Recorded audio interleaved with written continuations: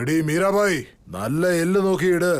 എന്താടാ സംഭവിച്ചേ? ഞാൻ പറയാ എന്താ ഉള്ളത്, എല്ലാം അങ്ങ് തന്നെ കാണുന്നില്ലേ? നോക്കി നിൽക്കാതെ വലിയ എല്ല് നോക്കിയിട്. താൻ പറടോ കണക്കപ്പിള്ളേ. വന്നവൻ എല്ലാവരെയും അടിച്ച് ഒരു വഴിയാക്കി. പക്ഷെ നിങ്ങൾ ഇവിടെ നല്ല രുചിയുള്ള ആടിന്റെ എല്ല് പൊട്ടിച്ച് ഭക്ഷണം കഴിക്കുക, അതിനൊക്കെ ഭാഗ്യം വേണം. നല്ല എല്ല് കഷ്ണം നോക്കിയിടേ.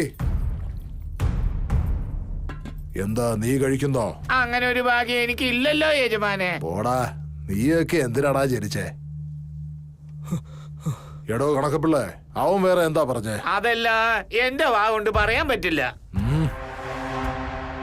അവൻ എന്താ പറഞ്ഞേ? എടാ, ഈ രുദ്രങ്കി നാട് നിന്റെ അമ്മ പ്രസവിച്ചതാണോ, നിന്റെ അച്ഛന്റെ കൂടെ കിടന്ന് ഉണ്ടാക്കിയതാണോ എന്ന് ചോദിക്കുന്നു. വേറെ എന്താടോ പറഞ്ഞ കണക്കപ്പിള്ള? എല്ലാവരെയും പോലെയല്ലേ നിന്നെയും നിന്റെ അമ്മ പ്രസവിച്ചത്, അല്ലാതെ ആകാശത്തൊന്നും അല്ലല്ലോ നിന്നെ പ്രസവിച്ചോണ്ട് വന്നത് എന്ന് മല്ലേശ പറഞ്ഞ് എന്നോട് ക്ഷമിക്കണേ, ഇതിൽ എന്റെ തെറ്റൊന്നുമില്ല. നിങ്ങൾ ചെയ്തു കൂട്ടിയ പാപങ്ങൾ ഒരുപാടായി. ഇനിയെങ്കിലും ഒന്ന് നിർത്തിക്കൂടെ? എന്റെ നെറ്റിയിൽ ഈ പൊട്ടുണ്ടാവണമെങ്കിൽ നിങ്ങൾ ജീവനോടെ ഇരിക്കണം. എന്റെ പാപങ്ങൾ അധികമായി പോലും നിനക്ക് പൊട്ടുവയ്ക്കാൻ ഞാൻ ജീവനോടെ ഉണ്ടാവണോ അല്ലേ? പാപമോ? ഞാൻ നിൽക്കാൻ പറയുന്നിടത്ത് നിൽക്കും ആ പാപം, ഞാൻ നടക്കാൻ പറയുമ്പോ നടക്കും ആ പുണ്യം. വേറെ എന്തൊക്കെ പറഞ്ഞു ആ മല്ലേശ്? വൃത്തികേടുകളൊക്കെ പറഞ്ഞ യജമാനെ, എന്റെ അഭിപ്രായത്തിൽ ഈ പോരില് അവനെ ജയിക്കുള്ളൂന്നാ തോന്നുന്നേ. ആടുപുലി വിളയാട്ടം തനിക്കറിയില്ലടോ. ആ കളിയിൽ ആട് ജയിക്കുമോ പുലി ജയിക്കുമോ? ആടെങ്ങനെയാ ജയിക്കുക യജമാനെ? പുലിയല്ലേ ജയിക്ക. അപ്പൊ ഈ കളിയിൽ ഭീംറാവ് എങ്ങനെ തോക്കും? ഭീംറാവ് അല്ലേ ജയിക്കുക? കളിയില് പുലി ബലവാനാ, പക്ഷെ ഇവിടെ ആടിനും ബലവും ഉണ്ടല്ലോ. അവൻ ബലവാനായിരിക്കും, പക്ഷെ ഞാൻ ഭഗവാനാ.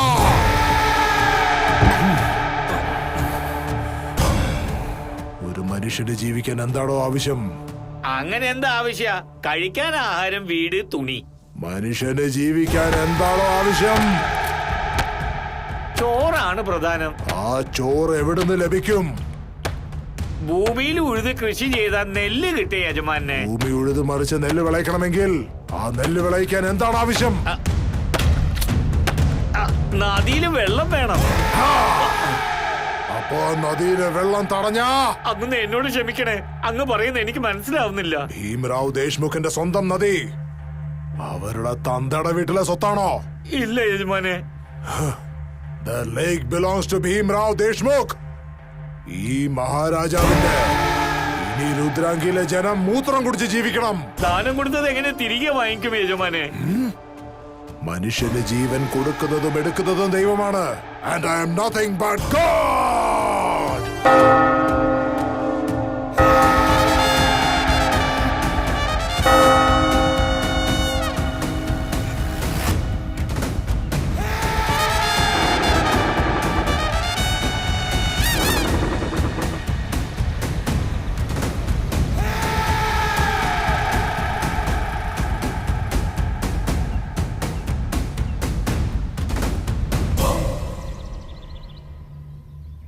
കണക്കപ്പിള്ളേ, വെള്ളം തുറന്നുവിടാതെ എന്തിനാ തടയുന്നത്? അദ്ദേഹത്തിന് എന്തോ ആവശ്യമുണ്ട്, അത് നിങ്ങൾ നൽകുന്നില്ല.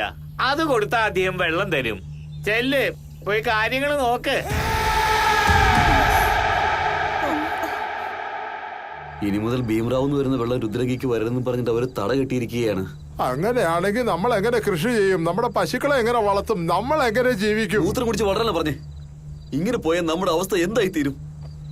മോനെ, ഇത് വേനൽക്കാലമാണ്, വെള്ളം തീരെ കിട്ടില്ല. കൃഷി ഉണങ്ങും, കന്നുകാലികൾ ചാകും, അവസാനം നമ്മളെല്ലാവരും മരിക്കും. നിങ്ങളൊന്ന് സമാധാനായിട്ടിരിക്കേ. എത്ര സമാധാനമായിട്ടിരുന്നാലും സംഭവിക്കാൻ പോകുന്നൊന്നും മാറാൻ പോകുന്നില്ല. എടോ, കണ്ണീര് കുടിച്ച് ജീവിക്കാടോ. ഇങ്ങനെയൊക്കെ സംസാരിക്കാം, പക്ഷെ ജീവിക്കാനാണ് ബുദ്ധിമുട്ട്. രാജാവ് ഈ രുദ്രാംഗി വെച്ച് എന്തോ ഒരു പദ്ധതി ഇട്ടിട്ടുണ്ട്. അങ്ങനെ വെറുതെ വിടരുത്.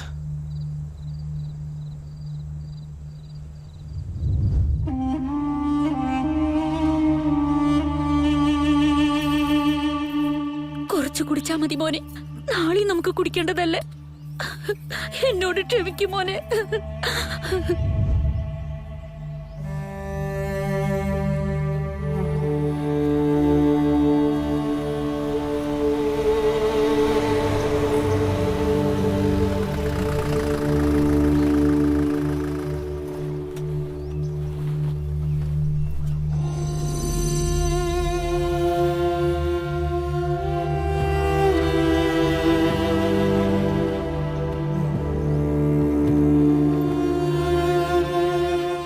ഇതൊക്കെ നിങ്ങൾക്ക് വേണോടാ? കൃഷി നശിച്ചു, കന്നുകാലികൾ ചത്തുപോയി, തൊണ്ട വരണ്ടു, നിങ്ങളും പാടി. നിങ്ങൾക്ക് പുഴ വേണമല്ലോ, പക്ഷെ അത്രയ്ക്ക് പ്രശ്നങ്ങളും വേണോ? ഒരു 5 മിനിറ്റ് മാത്രം നിങ്ങൾ രുദ്രാംഗിയെ യജമാന്റെ അടുത്തേക്ക് അയച്ചാ പുഴ നിങ്ങളുടെ അടുത്തേക്ക് വരും. എന്താടാ പറഞ്ഞേ? ഇത് എന്റെ വാക്കുകളല്ല, യജമാനം പറഞ്ഞതാ. എന്റെ മോനെ മല്ലേശേ, നീ അങ്ങനെ നോക്കല്ലേ, എനിക്ക് പേടിയാവുന്നു. കണക്കപ്പിള്ളേ, അവനോട് പോയി പറഞ്ഞേക്ക്. ഞങ്ങൾക്ക് പണമില്ലെന്നിരിക്കാം എന്ന് കരുതി നിയമം ലംഘിക്കില്ല. വേണ്ടി വന്ന ജീവൻ കൊടുക്കും, ഒരുത്തിന് മുന്നിൽ മാനം കളയില്ല. അവനോട് പോയി പറഞ്ഞേക്ക്. ഇതിൽ എന്റെ സ്വന്തം കാര്യം വല്ലതുണ്ടോ? കൃഷി മുഴുവനും വരണ്ടു പോയില്ലേ, ഇനിയും നിങ്ങൾ ഇങ്ങനെ വാടി നിൽക്കാൻ പോവാ? വരട്ടെ, പോയിട്ട് വരട്ടെ, സന്തോഷമായിരിക്കും.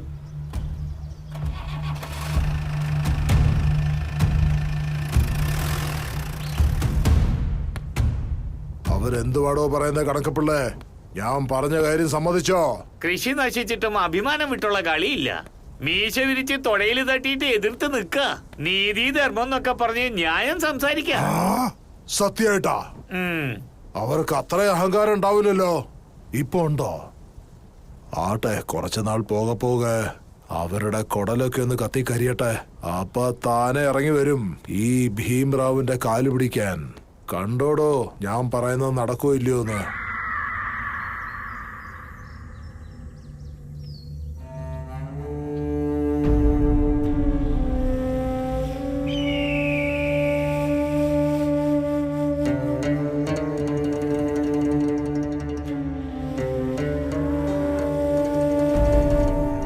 അയ്യോ, പശുക്കളെല്ലാം ചത്തുപോയി, വയലെല്ലാം വാടിപ്പോയി.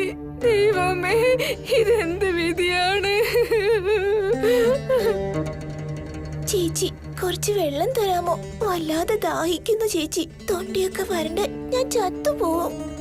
വെള്ളം കുടിക്കാതെ എന്റെ മുത്തച്ഛൻ ചത്തുപോയി ചേച്ചി. മൃഗങ്ങളൊക്കെ ചത്തു കിടക്കുക. കുറച്ച് വെള്ളം താ ചേച്ചി.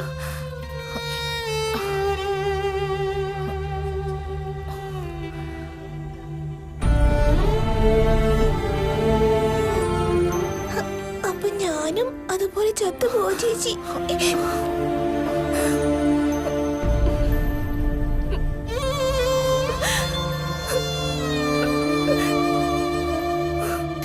അമ്മ, എനിക്കമ്മ എന്നെ വിട്ടു പോവല്ല അമ്മ.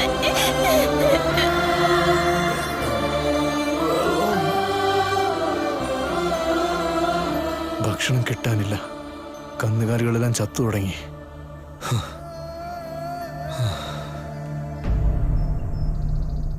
രണ്ടു ദിവസം കൂടി ഈ അവസ്ഥ തുടർന്നാൽ നമ്മളൊന്നും ജീവനോടെ ഉണ്ടാവുമെന്ന് തോന്നുന്നില്ല. ഒരു തുള്ളി വെള്ളമില്ല.